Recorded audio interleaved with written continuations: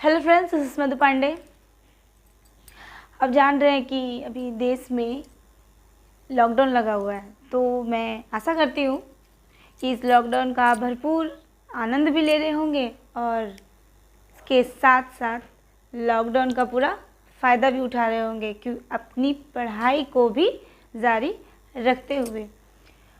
हम देख रहे हैं कि इस कोरोना काल में लॉकडाउन लगा हुआ है, आना जाना कहीं मुश्किल हो गया है, खान पान में भी थोड़ी बहुत गिरावटें आ रही, जैसे कि आप न्यूज़ वगैरह में देखते होंगे कि खाद्य तेलों की कीमतें कितनी बढ़ती जा रही हैं। सब्जियां आज मार्केट में कितनी महंगी होती जा रही हैं। तो ये सब तो रोज़मर्रा की ज़िंदगी थी, लेकिन ये थोड़ी और ज़्यादा ही कठिन होती चली जा रही हैं। कुछ समय पहले ट्यूशन देते टाइम कुछ बच्चों ने ये क्वेश्चन किया कि मैम, आपातकाल क्या होता है, मीन्स इमरजेंसी क्या है। ठीक है, उन्होंने कहीं पढ़ा होगा, किसी जगह में लिखा हुआ कि इमरजेंसी। ठीक है, तो आजकल लोग नॉर्मली जानते हैं कि बच्चे फ़ोन यूज़ करते हैं, हम सभी करते हैं, आप भी करते होंगे, कि उसमें देखते हैं ना, बच्चे डायल करते हैं 100 लिखा हुआ रहता है, तो बच्चे सोचते हैं ओह वाह इमरजेंसी। बस उनके माइंड में ये सेट हुआ कि इमरजेंसी आखिर है क्या। ठीक है, तो बच्चे आकर के पूछे कि मैम आखिर ये इमरजेंसी क्या है। तो मैंने सोचा कि चलो, फिर मैंने उन लोगों को डील किया उस बात पर। फिर मैंने सोचा कि चलो चलते हैं, इमरजेंसी आपातकाल को लेकर के एक छोटा सा वीडियो क्लिप बनाया जाए। और मेरे अंदर जो ये ख्याल है कि आखिर इमरजेंसी है क्या, क्यों आया, कब लागू हुआ, कब कब हुआ। ठीक है, क्या इसके फ़ायदे हैं, क्या इसके नुकसान हैं, कितना इसका चर्चा है, नहीं है, इन सब चीज़ों को लेकर के एक छोटा सा वीडियो बनाया जाए। तो आज का टॉपिक यही है, इमरजेंसी आपातकाल, कि आखिर ये है क्या। ठीक है, तो चलिए आज हम बात करते हैं इमरजेंसी आपातकाल के विषय में। Let's start. आपातकाल की उद्घोषणा, आखिर आपातकाल क्या है, तो देखते हैं, बताते हैं, चलते हैं, हम इस बात के ऊपर में जोर देते हैं, ध्यान लगाते हैं, ध्यान देते हैं कि आखिर ये है क्या। यदि राष्ट्रपति का समाधान हो जाता है, यदि राष्ट्रपति यह समाधान हो जाता है कि गंभीर आपात विद्यमान है, जिससे युद्ध या, ठीक है, जिससे युद्ध या बाह्य आक्रमण, ठीक ना, बाह्य आक्रमण मतलब बाहर से कोई हमारे ऊपर में आक्रमण करना चाह रहा है, बाह्य आक्रमण या सशस्त्र विद्रोह के कारण भारत या उसके राज्य क्षेत्र के किसी भाग की सुरक्षा संकट में है। ठीक है, उसकी सुरक्षा क्या है, संकट में है, तो वह उद्घोषणा द्वारा संपूर्ण भारत या उसके राज्य क्षेत्र के ऐसे भाग के संबंध में जो उद्घोषणा में विनिष्ट किया जाए, इस आशय की उद्घोषणा वह कर सकता है। कौन, राष्ट्रपति। ठीक है, राष्ट्रपति यह उद्घोषणा कर सकता है, यानी कि आपातकाल राष्ट्रपति लागू करते हैं, इतना तो समझ ही गए होंगे हम लोग। जब राष्ट्रपति को यह पता चलता है, उन्हें यह जानकारी मिलती है, जानकारी दी जाती है किसी के थ्रू, या उन्हें जानकारी आती है कि हमारे देश में या हमारे देश में कुछ मुश्किलें आने वाली हैं। ठीक है, आक्रमण हो सकता है, संभावनाएं ऐसी बन रही हैं कि आक्रमण हो सकता है सशस्त्र बल से, यानी कि बल प्रयोग किया जा सकता है, शस्त्र का यूज़ किया जा सकता है। तो वो अपने देश को, अपने राज्य को बचाने के लिए लोगों को ये सब बता देने के लिए कि शायद में भी हो सकता है कि हमारे देश में बाहरी तरफ से आक्रमण किया जा सकेगा या हो सकता है, तो उन्हें यह जानकारी मिल जाती है, तो वो एक निर्णय लेते हैं कि मैं अपने नागरिकों की रक्षा कैसे करूँगा। तो उसी समय वे निश्चय करते हैं और वो कुछ नियम बनाते हैं, कुछ कानूनों को देखते हैं, अपनी संगठन बनाते हैं, समिति को बुलाते हैं और वो नियम लेते हैं और उस नियम को पारित करते हैं, उसी समय लगता है आपातकाल। ठीक है, उसी समय क्या लगता है, आपातकाल लग जाता है। अब हम देखते हैं, अब हम जानेंगे कि कब कब हमारे देश में आपातकाल लगा, भारत में कितनी बार आपातकाल आया है। ठीक है, तो इंडिया में, भारत में 3 बार आपातकाल की घोषणा की जा चुकी है। 3 बार आपातकाल की घोषणा हमारे देश में की जा चुकी है। देश में पहली बार यानी कि हमारे इंडिया में आपातकाल की घोषणा सबसे पहले कब हुई, तो हमारे देश में सबसे पहले आपातकाल की घोषणा हुई 26 अक्टूबर 1962 ईस्वी को। पहली आपातकाल घोषणा, नंबर 1, पहली आपातकाल घोषणा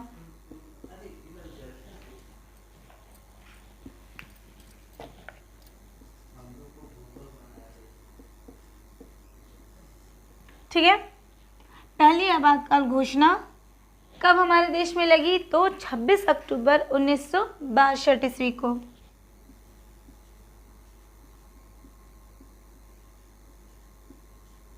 ये लगी, पहली आपातकाल घोषणा लगी।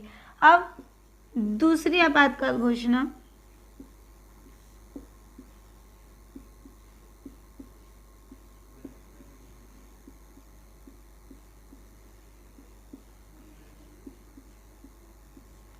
दूसरी आपातकाल घोषणा हमारी कब लगी, तो 3 दिसंबर 1971 ईस्वी को। कब लगी, 3 दिसंबर 1971। ठीक है, 1971 को दूसरी आपातकाल की घोषणा की गई थी। अब हम देखते हैं कि तीसरी आपातकाल की घोषणा कब हुई, तो वो हुई थी 25 जून 1975 ईस्वी को। तीसरी आपातकाल घोषणा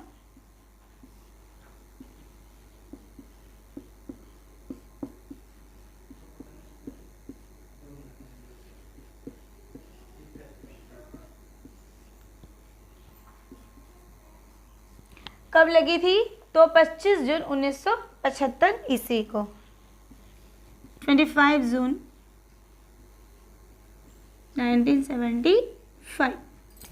ठीक है, तो हम देखते हैं, पहली लगी आपातकाल की हमारी घोषणा 26 अक्टूबर 1962 ईस्वी को। दूसरी आपातकाल की घोषणा लगी थी 3 दिसंबर 1971 ईस्वी को।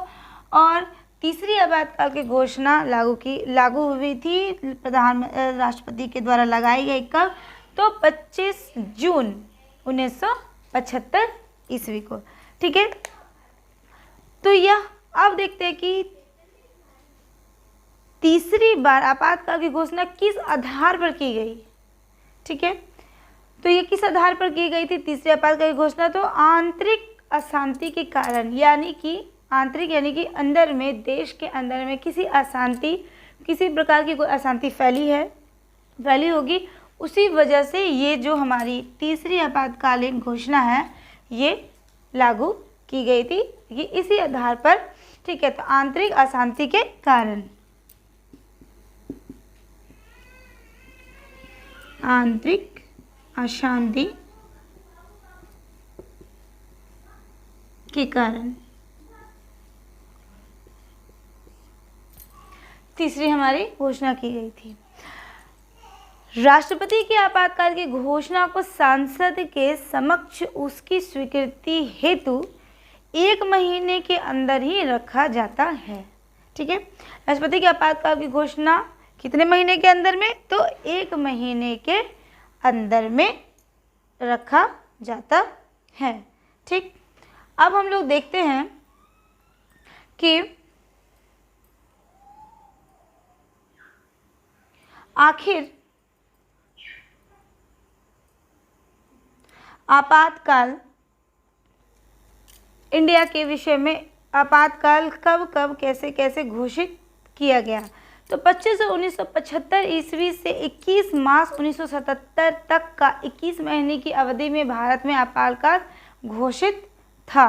ठीक है, क्या कब था, तो 25 जून 1975 से 21 मार्च 1977 तक 21 महीने की अवधि में भारत में क्या था, तो आपातकाल घोषित किया गया था।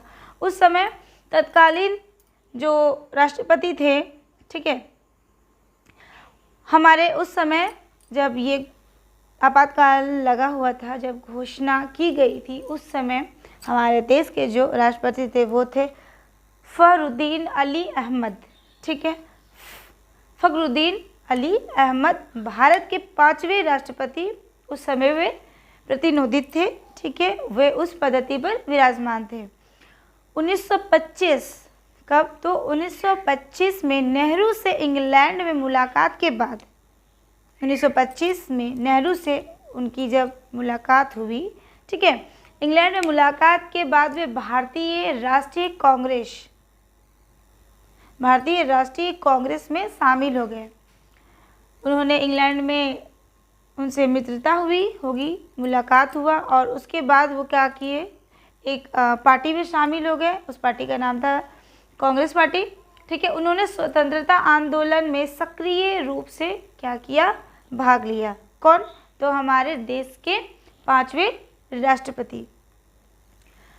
वे 24 अगस्त 1974 से लेकर 11 फरवरी 1977 तक हमारे देश के क्या बने रहे, तो राष्ट्रपति बने रहे, ठीक है। अली अहमद 24 अगस्त 1974 से, नोट कर सकते हैं आप कि 24 अगस्त 1974 से लेकर 11 फरवरी 1977 तक वे हमारे देश के राष्ट्रपति बने रहे, ठीक है। अब हम आगे देखते हैं, इन सब चीज़ों में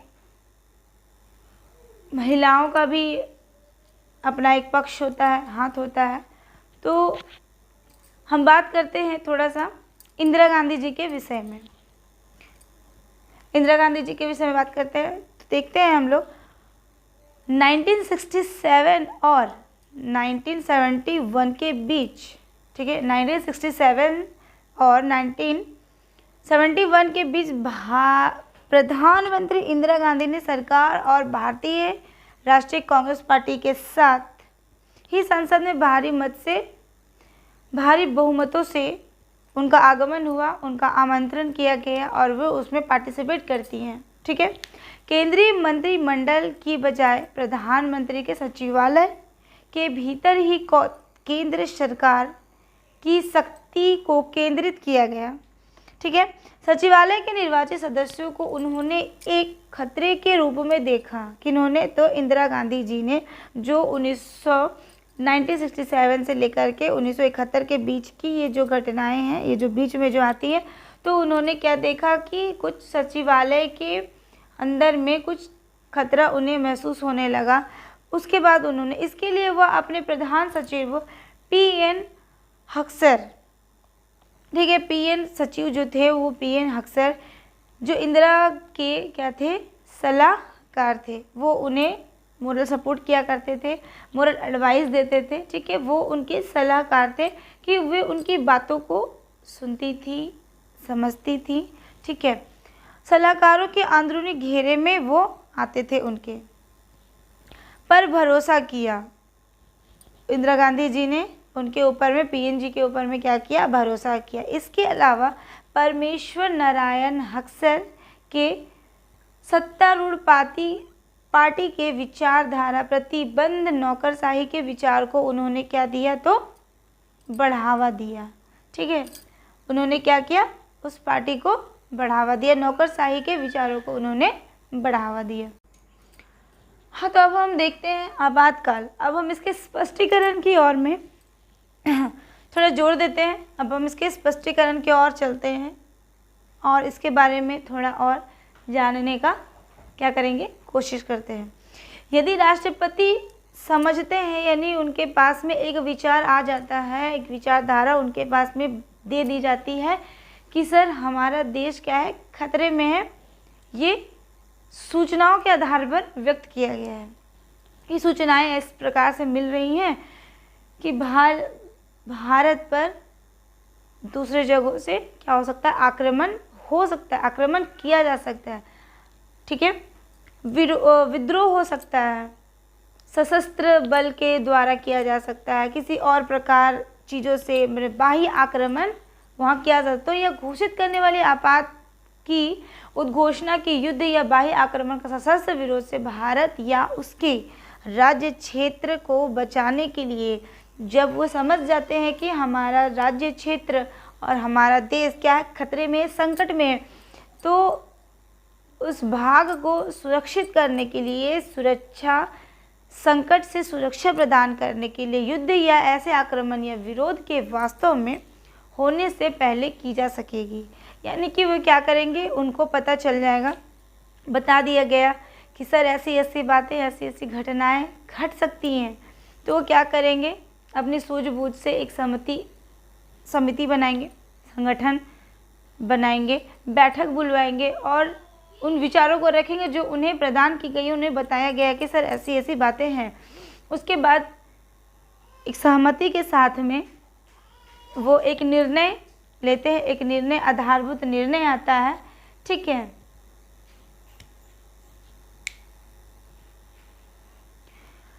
एक निर्णय आता है और बताया जाता है कि घोषणा कर दी जाए, या घोषणा मैं करता हूँ कि उस जगह, उस क्षेत्र में आपातकाल लगाया जाए, ठीक है। अब देखते हैं हम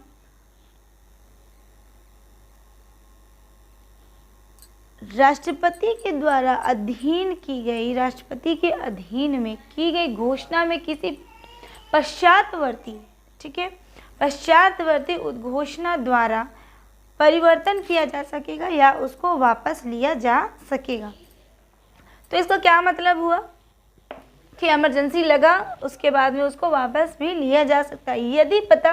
यदि हमें वो घटना यदि यह बताया गया कि आपातकाल लगाना है, वहाँ पे खतरा है, ठीक है, तो हमने क्या किया, घोषणा कर दी कि आपातकाल लगेगा, लेकिन मे बी फिर से हमें यह पता चल जाता है कि शायद वह जो क्षेत्र है, माना कि ये क्षेत्र है, ये संकट में है, ठीक है, संकट में है, ये संकट इसके चारों ओर मंडरा रहा है, लेकिन फिर पता चलता है और यहाँ पर हम क्या करते हैं, आपातकाल लगा चुके हैं, आपातकाल की घोषणा करते हैं, आपातकाल घोषणा।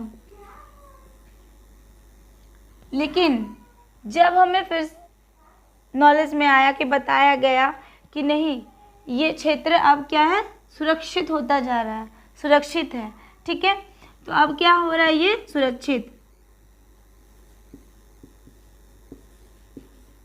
सुरक्षित होता जा रहा है। तो इस आपातकाल घोषणा को हम, यानी कि राष्ट्रपति उस घोषणा को क्या करेंगे, वापस ले सकते हैं, ठीक है, उस घोषणा में परिवर्तन कर सकते हैं, उस घोषणा को वापस वो ले सकते हैं, ठीक है। राष्ट्रपति के अधीन घोषणा या ऐसी उद्घोषणा में परिवर्तन, राष्ट्रपति के अधीन उद्घोषणा या ऐसी उद्घोषणा में परिवर्तन करने वाली उद्घोषणा तब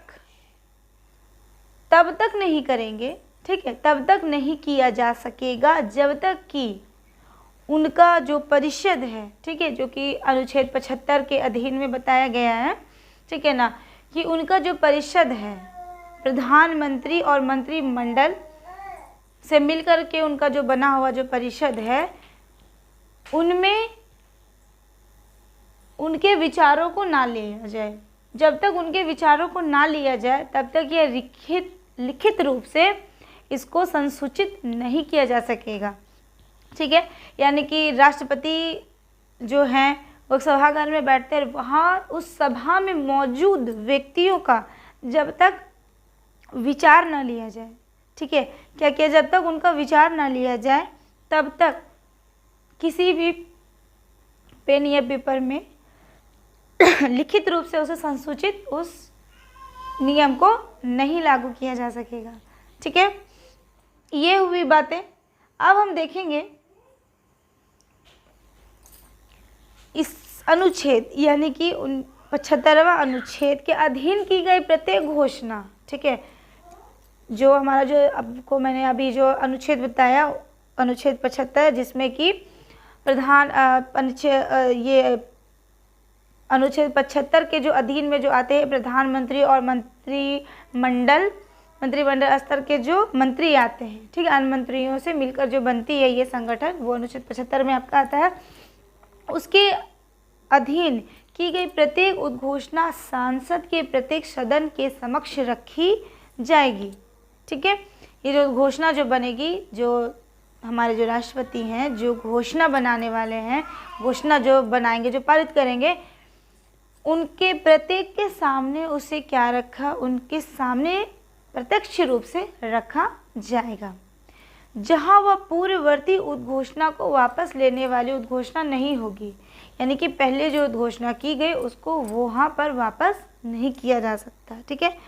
वहाँ वह 1 मास की समाप्ति यानी कि 30 डेज, ठीक है, 1 महीने का समय मिलता है वहाँ पर। यदि उस अवधि की समाप्ति से पहले 30 दिन खत्म होने से पहले सांसद के दोनों सदनों के संकल्पों द्वारा उसका अनुमोदन ना किया जाए, यानी कि उसको समझा ना जा सके, उसको वो पारित ना कर सके, तो परिवर्तन नहीं हो सकता है। यानी कि 30 दिन के अंदर ही उसके ऊपर में कुछ विचार किया जाना चाहिए, उसको व्यक्त किया जाना, अनुमोदन किया जाना चाहिए, तभी जाकर के जो घोषणा बनी है उस घोषणा को लागू किया जा सकेगा, ठीक है।